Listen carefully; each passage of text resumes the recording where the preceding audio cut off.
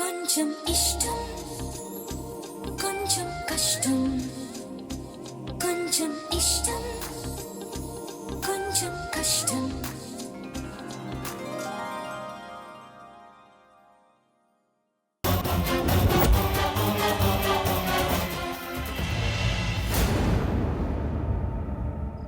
చుచి అంత ప్రేమ వాడిని అంతగా అసహించుకుంటున్న దాన్ని వాడి గురించి ఊహించుకోవడం ఏంటి? వాడంత మోసం ద్రోహం చేసిన తర్వాత కూడా ఇంకా వాడిని నా కళ్ళ ముందు ఊహించుకోవడం ఏంటి? అంటే వాడి జ్ఞాపకాలు ఇంకా డిస్టర్బ్ చేస్తున్నాయన్నమాట. వాడి రూపం నన్ను ఇంకా వెంటాడుతూనే ఉందన్నమాట. తీసేయాలి వాడి జ్ఞాపకాల్ని, రూపాన్ని, ఆలోచనల్ని అన్నిటినీ తీసేయాలి. అర్జెంట్గా నా మనసులోంచి తీసేయాలి.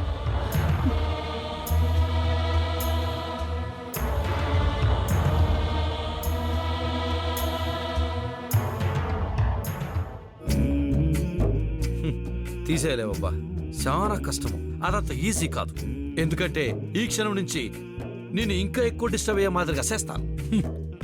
నా గురించి ఇంకా ఎక్కువగా ఆలోచించాలా చేస్తాను. ఆ ఆలోచనలో నుంచి ఆటోమేటిక్గా నా మీద ద్వేషం పోయి నేనంటే ప్రేమ కలిగేలా చేస్తాను. తప్పకుండా చేస్తాను. స్వామి, నేను అనుకున్నది సాధించేదానికే కొద్దిగా నమ్మకం ఇచ్చుండవా? థ్యాంక్స్ స్వామి, చాలా థ్యాంక్స్.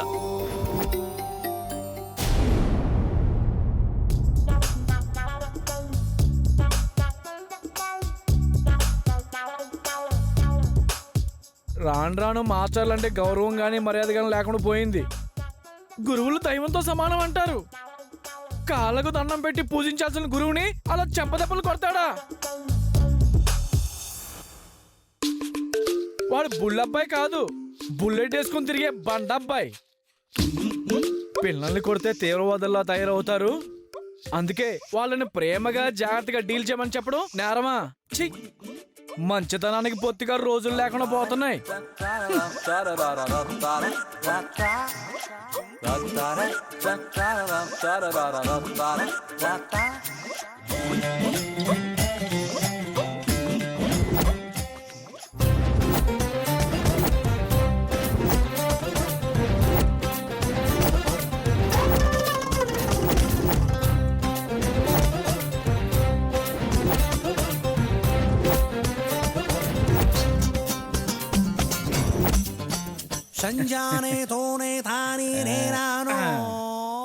ఏంట్రా, నిన్ను కొట్టకుండా బుల్లబ్బాయిని అడ్డుకున్నందుకు థ్యాంక్స్ చెప్పడానికి మీ ఫ్రెండ్స్ని తీసుకుని వచ్చావా?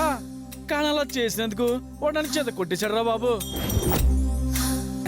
పర్లేదు లేరా, మిమ్మల్ని భారత పౌరులుగా తీర్చిదిద్దడానికి అలాంటి ఎదవలతోనే కాదు, అవసరమైతే పోలీసు దెబ్బలు తింటాను కానీ వెనకాన్నం.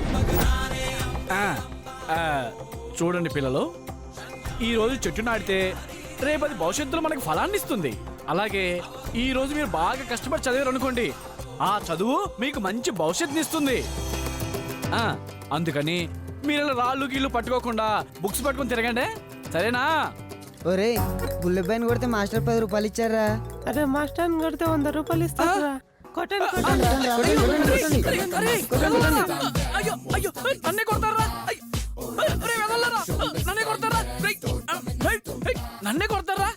నన్నే కొడతారా? అదే మాస్టర్, డబ్బులు ఇవ్వకుండా కొడతారేంటి? ఏంట్రా ఇచ్చేది? సట్పెత్తని ఎదవల్లారా, ఏదో డబ్బులు ఎత్తేలా రాళ్ళతో కొట్టడం మానేస్తారా అనుకుంటే కొడితే డబ్బులు వస్తాయన్నట్టు మాట్లాడతారేంట్రా? ఎదవల్లరు సంపెత్త.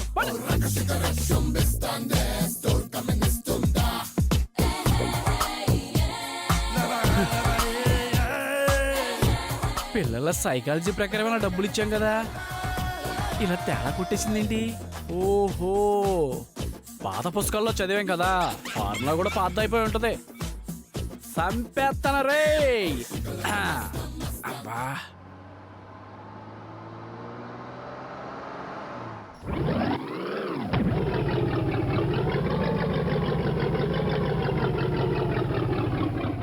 ఏమయ్యా, ఏమైంది? సార్, ఇంజన్లో ఏదో ప్రాబ్లం అనుకుంటా. మార్కెట్ యార్డ్కి వెళ్ళాలయ్యా, మీటింగ్కి టైం అవుతుంది. సరే, ఆ ప్రాబ్లం ఏంటో త్వరగా చూడు. అలాగే సార్.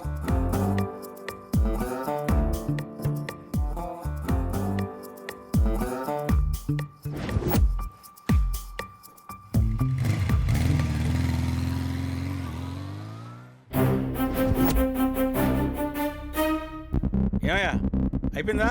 ఇంకా లేదు సార్. ఎంతసేపు పడుతుంది? అదే తెలియట్లేదు సార్.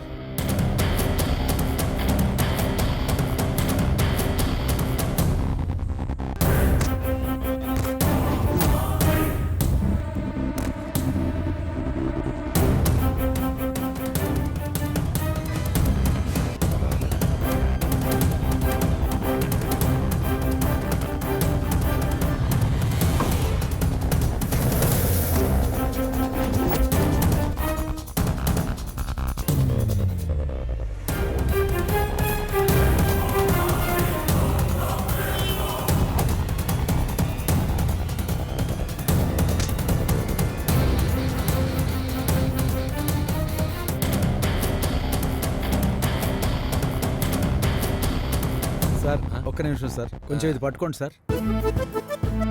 సార్ ఏం ఫీల్ అవ్వకండి sir, please. Sure, why not? మనిషికి మనిషి సాయం చేసుకోకపోతే ఎట్టా చెప్పండి. You carry on.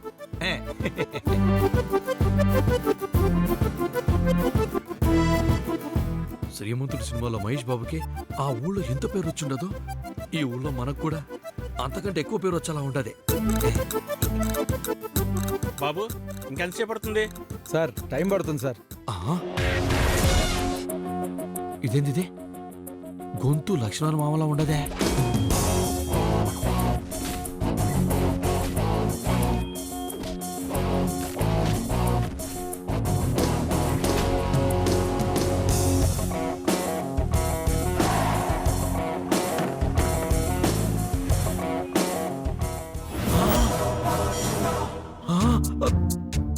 లా కాదు, లక్ష్మణ మామే.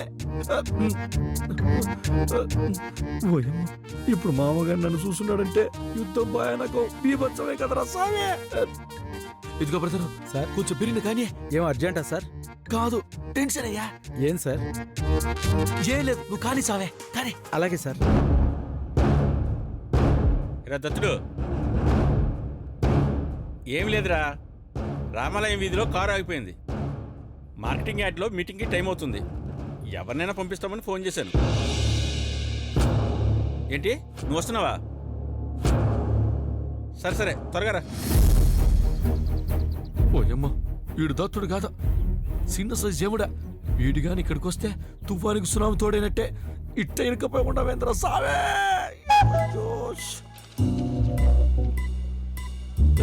యో తొందర కానీ సామే. అలాగే సార్. వెళ్ళిపోవాలా సార్? వేరే కానీ సామే. సార్ నేను వెళ్ళి ఇంజన్ స్టార్ట్ చేస్తాను, మీరు బాగానే టైసేయండి సార్. దానికోసం ఎదురు చూస్తా ఉన్నాను. బెరని కానీ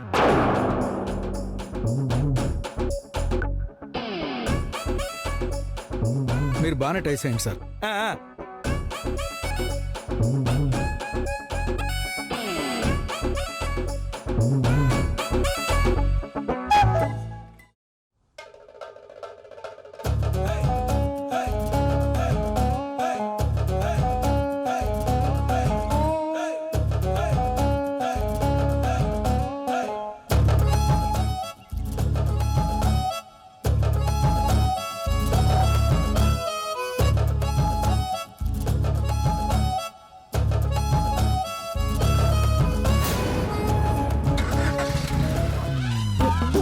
వెళ్దామా సార్? ఒక నిమిషం ఆగవయ్యా. Okay sir.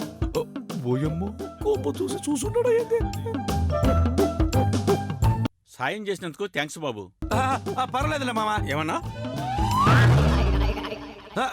అదే పర్వాలేదులే అంకుల్ అన్నాను.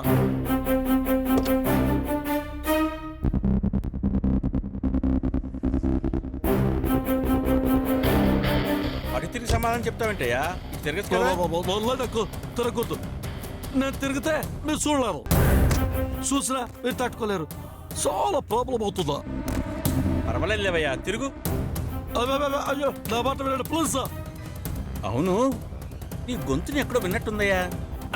అయ్యో వరదలు చేస్తలేదు, నేను ఎవరు కొత్త లేదయ్యా, బాగా తెలిసిన గొంతులా ఉంది. ఏది ఒకసారి ఇటు తిరుగు. అయ్యో వద్దంకుల్ ప్లీజ్. పర్వాలేదు, తిరగవయ్యా, తిరుగు.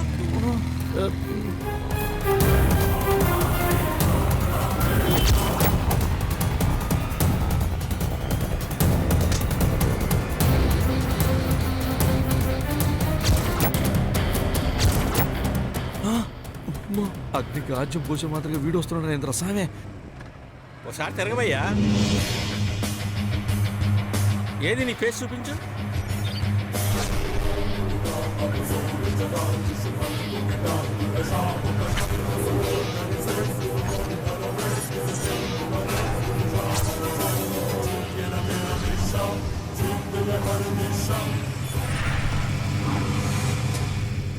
ఇంతలోనే ఎటు వెళ్ళి ఉంటాడు? ఏటిసి నాన్న ఎత్తుతున్నావు? దత్తుడు, కారు రిపేర్ చేయడానికి డ్రైవర్కి ఒక కుర్రోడు సాయపడ్డాడు. థ్యాంక్స్ చెప్దామని ఫేస్ చూపించమంటే చూపించకుండా తప్పించుకుంటున్నాడు. బాగా విన్న గొంతులా, తెలిసిన గొంతులా అనిపిస్తుందిరా. ఇంతలోనే ఎలా మాయమయ్యాడు? అసలు ముఖం చాటేయాల్సిన అవసరం ఏంటో నాకు అర్థం కావట్లేదు.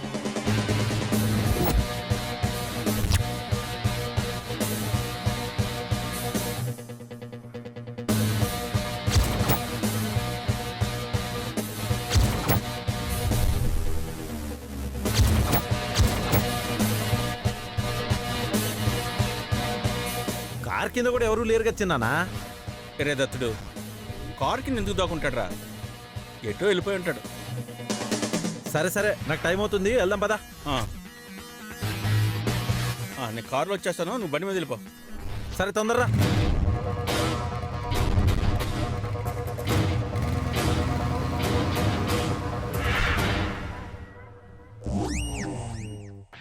ఓయమ్మో, సర్కస్ ఫీట్లు చేస్తున్నాను కాబట్టి తప్పించుకొని ఉన్నాను.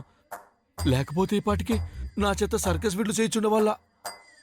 ఈ ఊళ్ళో ఉండడం అంటే పులి బోన్లో ఉన్నట్టే ఉండదు కదా రసానే.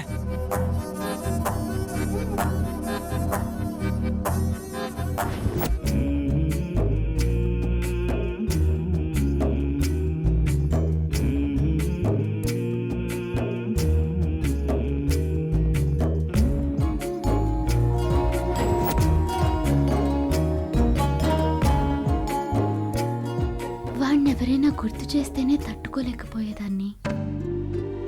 వాడి పేరెవరైనా తలిస్తేనే కోపంతో ఊగిపోయేదాన్ని. మరి నాకు వాడు కనిపించినట్టు అనిపించడం ఏంటి? ఒక్కసారి 2 సార్లు కాదు, బోల్డ్ అన్నిసార్లు అలాగే అనిపించింది. ఎందుకు ఇలా అనిపిస్తుంది? అసలు ఏం జరుగుతుంది?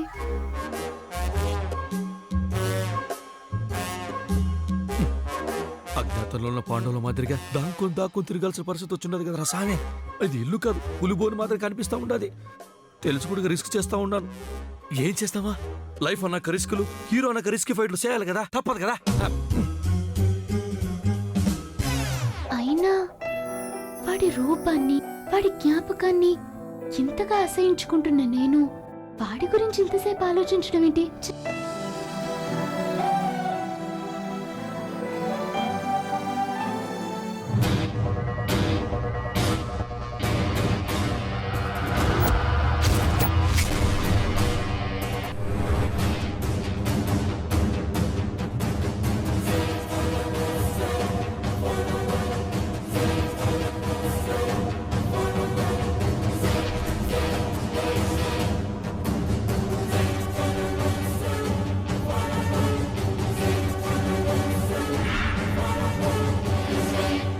బుజ్జమ్మా, బుజ్జమ్మా, చెడ్డి బాబు, చెడ్డి బాబు. నానమ్మ, వాడి గురించి నా దగ్గర మాట్లాడొద్దని చెప్పానా? అబ్బా, మాట్లాడడం కాదే బాబు, ఎదురింట్లోకి వెళ్తున్నాడు. నానమ్మ, నీకేమైనా పిచ్చా వెర్రా? వాడు ఎదురింట్లోకి వెళ్ళడం ఏంటి? అబ్బా, నిజమే తల్లి, వాడు వెళ్ళడం ఇప్పుడే నేను చూశాను. నేనే అనుకున్నాను నువ్వు కూడా నాలాగే భ్రమపడుతున్నావు అన్నమాట. ఉదయం నేను కూడా ఇలాగే వాడు కనిపించినట్టు, అక్కడే ఉన్నట్టు చాలాసార్లు భ్రమపడ్డాను. పోసే పిచ్చి మొద్దు, నువ్వంటే వాడిని ప్రేమించావు కాబట్టి అలా భ్రమపడ్డంలో అర్థం ఉంది. నేనెందుకు భ్రమపడతానే? నువ్వు కూడా అక్కడ చాలా రోజులే ఉన్నావు కదా.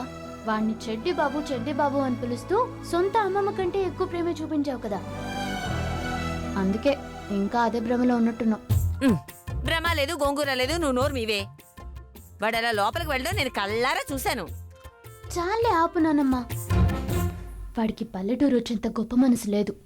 వాడి దృష్టిలో జీవితం అంటే అమెరికానే. వాడికి పల్లెటూరన్నా, పల్లెటూరు మనుషులన్నా చిరాకు. అలాంటి వాడు ఇక్కడికి ఎందుకు వస్తాడు? తెలియకుండా వచ్చాడు వచ్చాడు అంటున్నావు. ఏంటి నువ్వు నమ్మట్లేదా? వాడు వచ్చాడు, ఆ ఎదురింట్లోకి వెళ్ళాడు. ఇది అక్షరాల నిజం. నీకు నమ్మకం కుదిరేలా ఇప్పుడే వాడిని నీకు చూపిస్తానురా. అది కాదు నానమ్మ. నువ్వురా, రా చెప్తాను. నానమ్మ నానమ్మ నేను రా. చెప్పేది విను. చూపిస్తాను. ఆ.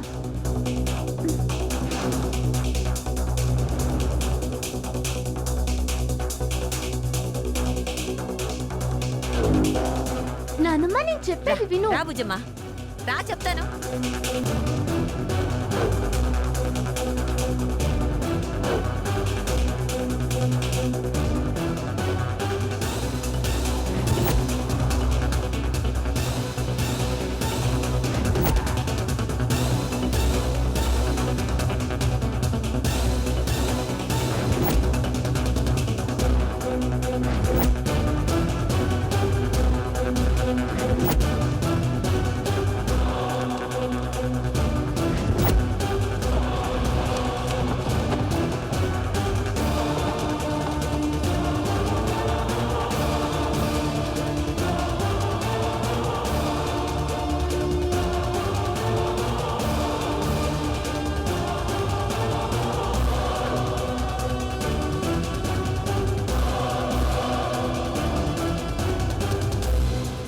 నానమ్మ అతను అయ్యుండు నానమ్మ.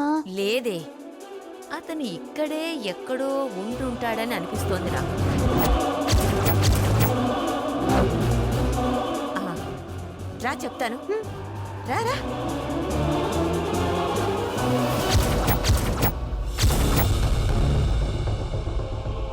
నానమ్మ నేను చెప్పేది రా విను బుజ్జమ్మ. నానమ్మ.